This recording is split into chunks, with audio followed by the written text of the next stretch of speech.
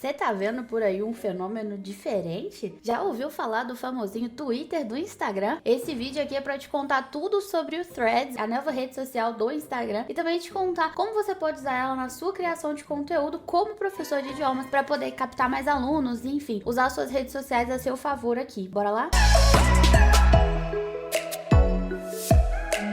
Oi, meu nome é Elisa Marques, eu sou mentora de professores de idiomas autônomos e basicamente eu ensino eles como a gente pode usar as redes sociais para captar mais alunos, para montar nossas turmas, para criar nossos infoprodutos, vender, enfim, tudo o que diz respeito a um professor de idiomas autônomo, tendo o próprio negócio dele, então com a sua escola, a sua gerência da forma como ele quer. Aqui hoje a gente vai falar de queridinho do momento. Esse vídeo tá saindo um dia depois que ele foi lançado, então é o vídeo mais quente que você vai ver por aí, mais atualizado, e eu vou te explicar a minha visão também sobre essa rede social. Vamos começar do começo. O que é o Threads, afinal de contas? Eu nem vou ficar falando desse jeito, não. Vou falar do jeito brasileiro, o Threads. Como é que ele funciona? Pra resumir pra você, o Threads é basicamente um Twitter. E o que a gente faz lá no Twitter? A gente conversa, a gente coloca mensagens, a gente cria threads exatamente e bate papo muito sobre um assunto. Vamos parar pra pensar como é que tá o cenário hoje. No Instagram, as pessoas estão ali postando fotos, que é o princípio dessa rede social, e também os stories. Inclusive, vamos pensar de onde vieram os stories? Eu não sei se você se lembra, mas existia um aplicativo muito famoso do Fantasminha um tempo atrás, que era o Snapchat. E basicamente o que as pessoas faziam nele era postar fotos que duravam até 24 horas e depois elas sumiam. Naquele tipo de dispositivo, naquele tipo de configuração, você conseguia postar várias coisas que depois iam sumir. Então tudo bem você dar uma opinião polêmica ou outra, ou você mostrar algumas coisas mais secretas por ali, porque daqui a pouco elas não estariam mais ali. E você conseguia também escolher quem poderia ver e mandar essa foto especificamente para aquela pessoa. Não sei se vocês são da época do Snapchat, mas eu era adolescente nessa época, o auge da minha adolescência, e eu usei muito. Bom, como é que aconteceu então? Lá atrás, o Zuckerberg tentou comprar o Snapchat e não deu certo. E aí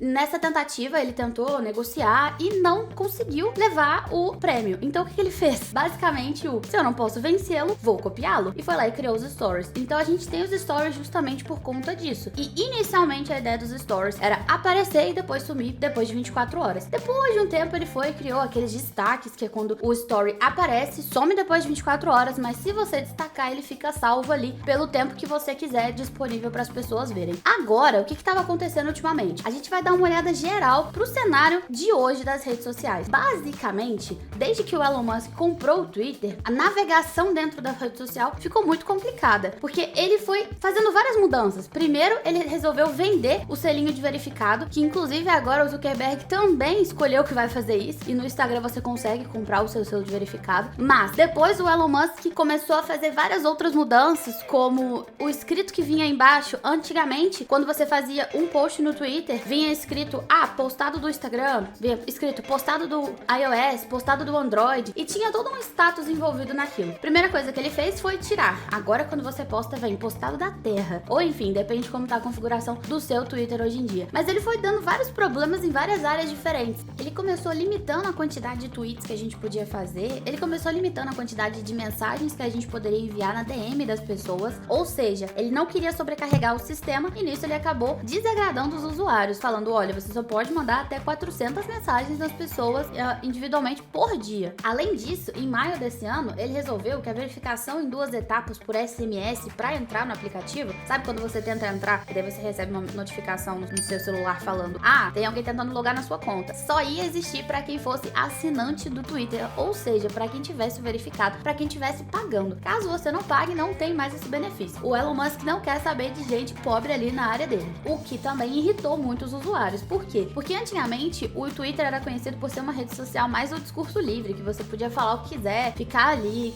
conversando, debatendo, discutindo. Inclusive era um lugar muito comum para discursos políticos, por exemplo, porque as pessoas tinham esse espaço de fala muito grande em ambos os lados. O que acontece então quando ele faz essa medida que limita o acesso das pessoas não pagantes? Ele faz com que haja uma diferença, uma hierarquização entre as pessoas que pagam, têm dinheiro e têm poder na plataforma, e as pessoas que não pagam e não têm mais poder, de uma hora para outra. Então para pensar que desde a fundação do Twitter, lá em 2006, sempre foi tudo gratuito. Inclusive antigamente, eu sempre fui usuária do Twitter, né, e antigamente não tinha nem esse negócio de anúncio. Começou a surgir anúncio depois de um tempo, e aí já começou a irritar um pouco os usuários, mas a gente tá acostumado a ver anúncio e tudo quanto é tipo de plataforma, ficou ficou tudo bem. Mas agora, pagar pra usar até a própria plataforma é a primeira vez que as pessoas viram isso. E começou a surgir muita chacota ao Elon Musk, muito deboche, muita conversa, porque as pessoas estavam de fato revoltadas com todas essas mudanças que ele estava fazendo no passarinho azul, tudo de uma vez só. A mudança mais recente dele foi a pior de todas. 3 dias atrás, eu estou gravando esse vídeo hoje no dia 6 de julho de 2023, e 3 dias atrás ele anunciou que as pessoas também não poderiam usar livremente o aplicativo. Usuários que já eram verificados antigamente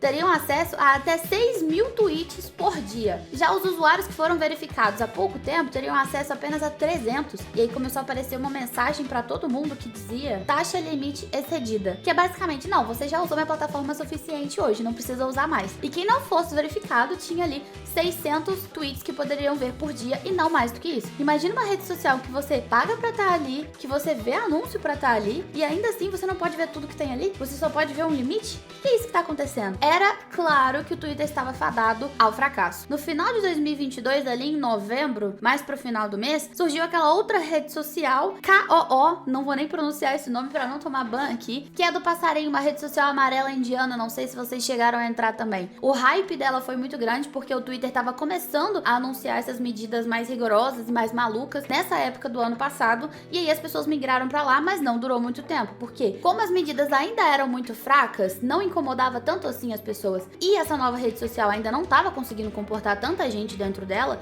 afinal de contas eles vieram todos de uma vez, o pessoal voltou a usar o Twitter, só que este ano uma coisa mudou, e é o assunto do nosso vídeo de hoje. O que aconteceu hoje? Ontem, na verdade, no momento que eu estou falando com vocês, isso aconteceu ontem. O Instagram anunciou o Threads, que é a nova rede social dele, que funciona muito parecida com o Twitter, pra não dizer igual. Então, como é que funciona lá? Lembra que antes, nos últimos dias, nos últimos meses, especialmente, várias das coisas que a gente tá vendo no Instagram vieram do Twitter? Então, muitos daqueles posts, eles eram posts que a pessoa colocou lá no Twitter, printou e jogou no Instagram. Eu mesma, a maioria dos meus posts que deram bom, que deram engajamento, vieram de lá. E de onde vem isso? E essa é a provocação que eu quero fazer nesse vídeo. Eu quero que você pare, você como professor de idiomas, autônomo, que usa as redes sociais para captar os seus alunos, pare e presta atenção no que eu estou explicando. Qual que é a diferença mais básica entre o Twitter e o Instagram? E por que o Twitter estava fazendo tanto sucesso antes mesmo dentro do Instagram? No Instagram, você tá ali para mostrar a sua vida, a parte que você quer. Aquilo que eu sempre falo, o palco, nunca o backstage. Então você mostra stories felizes, independente da merda que tiver acontecido no seu dia. Você coloca fotos lindas no feed, independente de você ter se sentido um lixo em todas elas. E tem essa constância de uma rede social em que você finge. Tem até um episódio de Black Mirror, o primeiro episódio da temporada 3, em que eles fazem uma crítica muito grande a essa questão da gente ligar tanto assim para as redes sociais e basear o nosso valor na quantidade de curtidas que a gente tem. Aquela rede social que eles criam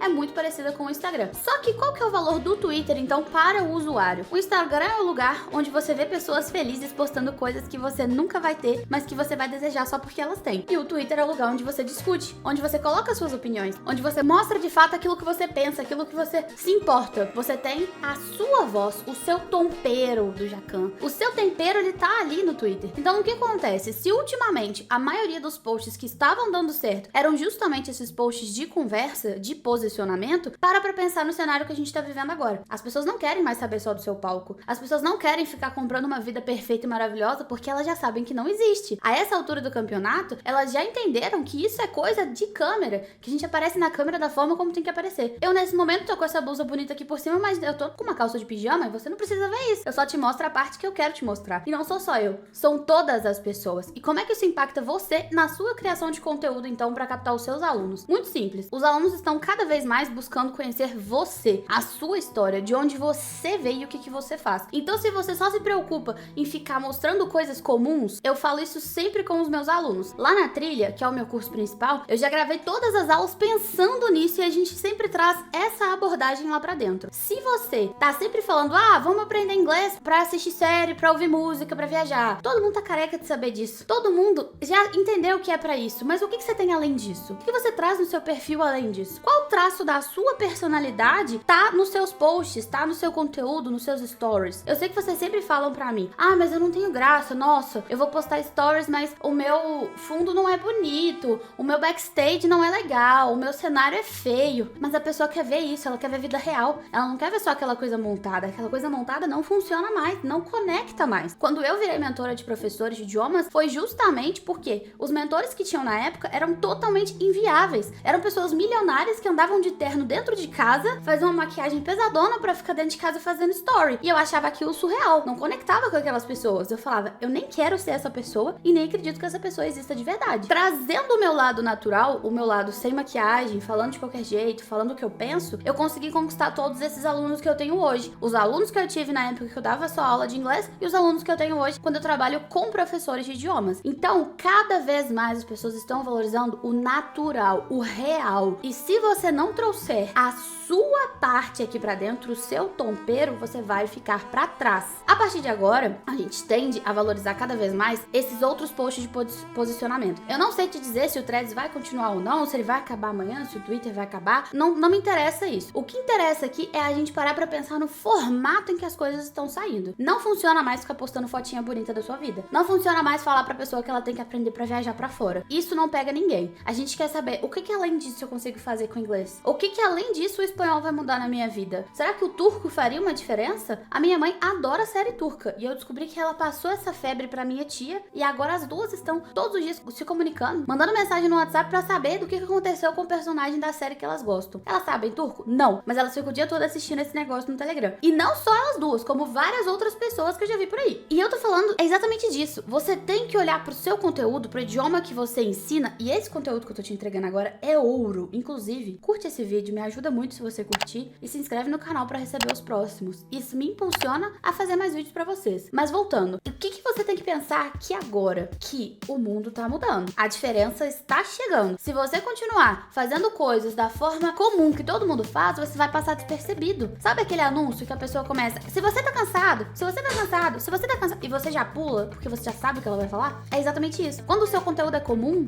você é só mais uma. A gente tem que entender o seguinte, depois que chegou a fatídica Covid em 2019 ali, que a gente, em 2020, né, que a gente teve toda aquela questão, as pessoas aprenderam que dá pra estudar online. Elas entenderam que a escola de idiomas, antigamente, era a única que detinha do poder suficiente pra passar propaganda na televisão, na rádio, no outdoor e fazer com que as pessoas soubessem que ela existe. Então, antigamente, pra você ensinar idiomas, você precisava de uma grande infraestrutura, você precisava de muito recurso, precisava de uma grande quantidade de dinheiro pra ser alguém, pra ser ouvido, pra chegar a mais gente. Então, só os grandes conseguiriam fazer isso. Só quem já tinha dinheiro ou quem já tinha investimento. Depois da pandemia, o comportamento do consumidor mudou muito, porque durante a pandemia a gente foi obrigado a migrar as nossas coisas pro online. Então, os alunos que você já tinha na escola acabaram continuando com você online na sua casa. E não adianta você negar a mudança. As coisas mudaram com o tempo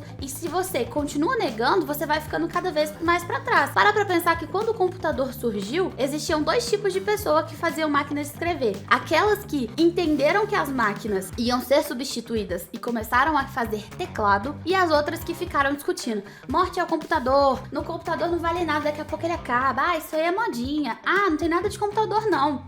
Hoje em dia, quantas máquinas de escrever você vê ao seu redor? Então, não é que as máquinas de escrever não têm valor. Elas tiveram muito valor na época certa. Hoje, elas foram substituídas mesmo pelo computador. As pessoas não vão deixar de usar o computador porque o pessoal da máquina de escrever ficou revoltado. Sempre vai ter alguém que faça teclados. Tá na hora de você fazer o seu teclado. O que eu quero com tudo isso? Te fazer uma provocação. A partir de agora, não adianta mais criar conteúdo mercadoria. Não adianta mais criar aquele conteúdo blasé que todo mundo faz igual, que todo mundo vê por aí. Tá na hora de você criar o seu conteúdo com tompeiro. Tá na hora de você colocar, exprimir a sua personalidade dentro do seu conteúdo. De você trazer outras coisas que você gosta. Você gosta de gato? Você gosta de yoga? Você gosta de passear? Você gosta de cachoeira? O que você gosta? O que você traz? O que o idioma que você ensina trouxe pra sua vida? De que forma a sua vida mudou? É porque agora você consegue assistir série? É porque agora você consegue assistir filme? Ou tem alguma coisa aí por trás? E mesmo que seja a série e o filme, o que isso significa pra você? Escutem o que eu estou dizendo, que é uma dica de mês. mestre. Se eu fosse vocês, corria atrás de colocar cada vez mais a sua personalidade no seu conteúdo, porque é o que tá mudando a partir de agora. Inclusive, se quiser me seguir lá no Threads e no Instagram,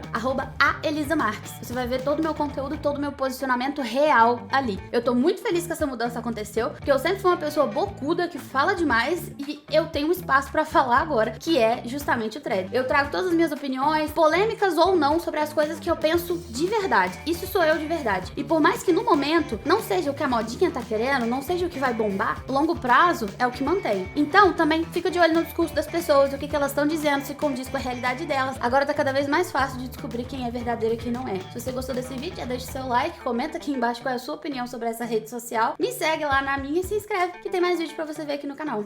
Um beijo e até o próximo.